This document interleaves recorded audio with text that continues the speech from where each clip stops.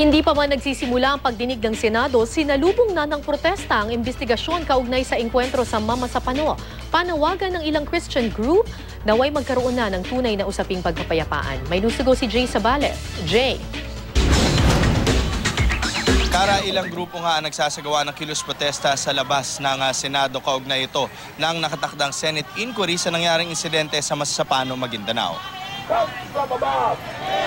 Kumakanta ng mga Christian song at bayan ko habang nakaturo sa itaas ang ginawang protesta ng mga miyembro ng Baptist Church at Christian Leaders for Good Governance Manila sa harap ng Senado ngayong araw.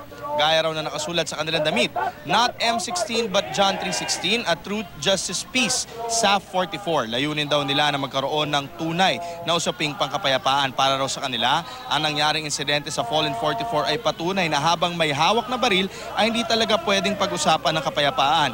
Iisa lamang daw ang armed group na kanilang kinikilala at yan ang hukbong sandataan ng Pilipinas at wala ng iba. Nais na lang malaman ang katotohanan sa Masasapano incident tulad ng sino ang nag-utos, ba't walang backup na dumating at totoo bang may Amerikanong involved. Nais din daw nilang bumaba sa pwesto si Secretary Deles.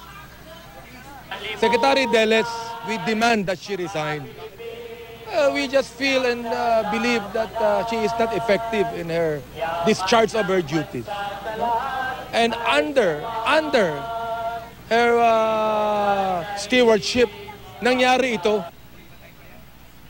Sa ngayon patuloy ang kilos protesta dito sa harap ng Senado at magkabilang side nga ng gate papasok ng Senado ay may dalawang grupo. Ang isang grupo ng mga nakulay itim, ito yung Christian group.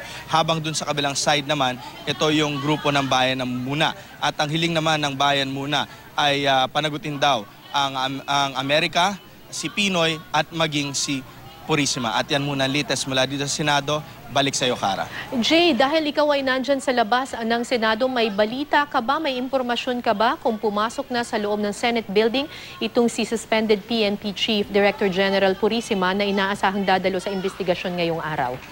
Wala tayong nakukuhang impormasyon tungkol dyan, pero mula ng pagbabantay natin kanina hanggang sa mga oras na ito ay wala pa tayong namamataan na si Purisima. Kara? Maraming salamat sa iyo, Jay Sabales.